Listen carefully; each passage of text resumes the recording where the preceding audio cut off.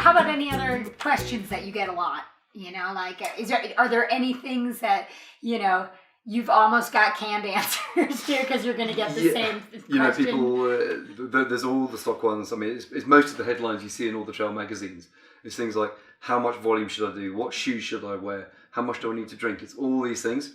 And we can just talk about those very basic ones. There are stock lines for all these things. You know, how should you run? Guess what? The way you run is actually how you should run. There's very few things that you can do. There's very few things you can do, honestly, to change the way you run that are either going to reduce injury or actually make you faster. For the average trail runner, unless you're doing that volume that's like 20, 25, 30 hours a week, your body will naturally find what is efficient.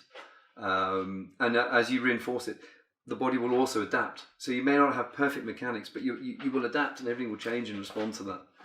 Shoes, you know, we used to just have shoes, and now we've got things with all the drop, the stack, the soft. You have to be somewhere minimalist or stack height or big soft ones, everything else. You know, try lots of different ones. Put the most comfortable pair of shoes on.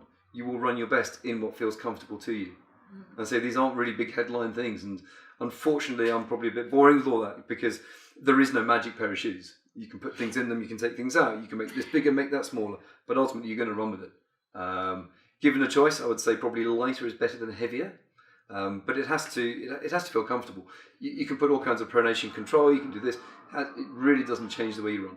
So one of the things, and actually correct me if I'm wrong because I am not a physio, but one of the things that I oftentimes say to people when they ask me sort of the same question is, you know, what shoes should I have? And of course the answer is Scarpa because of course, yes. that's my partner and that's what I run in, and I love their shoes. But I usually say, you got to try the shoes. You've got to feel good in the shoes. But the other thing that I oftentimes say is don't wait until your last pair of shoes is completely dead to buy the next pair, which might be a totally different drop, a totally different form, etc. Like try to get some overlap. Absolutely. And if you find a pair of shoes that really works for you, you know, look for them in the sales, stock up, because companies are under pressure to continually evolve shoes. And people will go next season, buy the shoe they think they're going to buy it, and actually little changes here do feel really different. So if you do find a shoe that really works for you, stock up. Keep them rolling, number them up, count how many K you've done in them, how many miles you're running in them, and even that just keeps them a bit fresher as well. The same shoe used over and over again for day after back to back is very different to one that gets used 2 or 3 times a week as opposed to every day. Any other frequently asked questions? Yeah, it's all about shortcuts. People love a shortcut. It's what can I do to get there faster? And you know, I suppose one of my stock responses to a lot of people, and it shows you getting older when you've got stock responses to everything, is like the whole process of training is about adapting. And I love a good analogy as well. And it's like, okay, you can't buy your way to running faster. In a bike, you can buy lighter components. You can do all that sort of thing. If you've got a car, you can put a booster in it. You can put nitrous in it, and everything else. You can't change parts on your body. You have to expose them to a type of training, and then wait for the body to react. It has to adapt, and that takes time.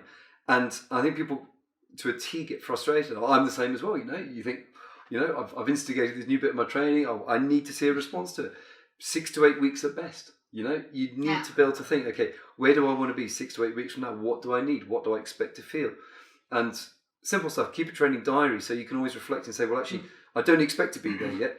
Put a little date and say, okay, now's the time to think about, is this actually having an effect?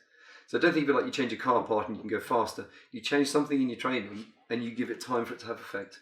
And if you don't give it time, you'll try and push, you'll get disillusioned with it, you'll stop using that part of your training, and then you won't know what works for you and what doesn't.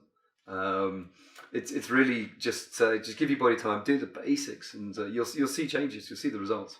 Well, so I was actually hoping that you were going to give me some instant solutions. So, as you may know, I did a trail yesterday. So I'm almost one step ahead of you. My one bit, the one thing that you can change, okay? I'm jumping there because I know where you're going with this, is to say... he knows me well by now. Yeah. I also know the numbers that you ran yesterday. Is to say recover hard. Think of training as part of your recovery. I've just mentioned about adaptation. You're waiting for your body to adapt. Well, you can actually influence that by recovering hard. Think of that as another part of your training. You know, go after it. Make sure you are doing the right things for recovery. It's different for everyone. But give your body time. Get that extra bit of sleep. Eat well. Make better decisions. Do these few things, and that's the bit where you can actually have a real influence. The training's the easy part. I do oftentimes tell my husband when I'm sitting on the couch that I'm currently training right now. but I actually mean it. I do think it's important. But I was hoping you were going to give me... So tell us about your legs. Yeah, so well, I did a race yesterday. It was kind of a last minute decision. 22K, 2,200 meters of up and down. One huge climb, one big descent. So we're talking like 7,200 feet of descent in about 11K. And shockingly, my legs are really sore. There's a lot of gadgets out there, right? You got compression boots, electrode stim, cryotherapy. Yeah. There's what everything else. Theraguns, what should I get? What's going to make me be able to run tomorrow? So again, a lot of these things, if by doing some of the compression boots, you sit down and rest up for a little bit, that's great. If you have something that gives you time to focus on, okay, I'm making myself recover right now, that's good. But actually, again, supporting what's normal is doing active recovery, gentle stuff, offload, spin on the bike, go for a walk, eat well, stay hydrated, get that extra bit of sleep. Use a little bit hydrated, you said? There you go. Use a little bit of elevation, because you're going to be finding those legs are going to be swollen. They've been smashed around. They've gone through a bit of trauma. You're just trying to accelerate that recovery if you can. So some people respond brilliantly to compression. Some people really love just simple elevation, walking.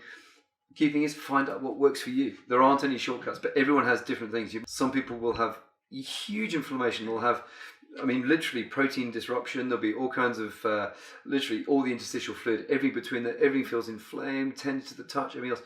Other people, it's when you try and actually put tension through it, it feels different. Don't add any more inflammation into that. So you do need a period of recovery.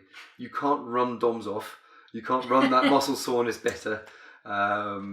It needs to run its course. But the thing is, the body will adapt. It won't be bad the next time. It's all a lesson. I've had my own brushes with feeling sore after doing training sessions. Rightly or wrongly, would I do the same things again? Probably not. I'd learn from experiences. You might want to raise that one at some point. I don't know. You might have a go at me for that. But we've all made mistakes, and say that was a run. It wasn't a mistake. You had to do it. You're just not going to put any heavy training in for the next few days. Technically I didn't have to do it, but I chose to. There you go. Which is one of my favorite mantras, actually, in when I'm running and when I'm pushing hard, and I feel like, this is really tough. You chose to be there. As I say, I chose to be here. There you go. I am doing this for fun.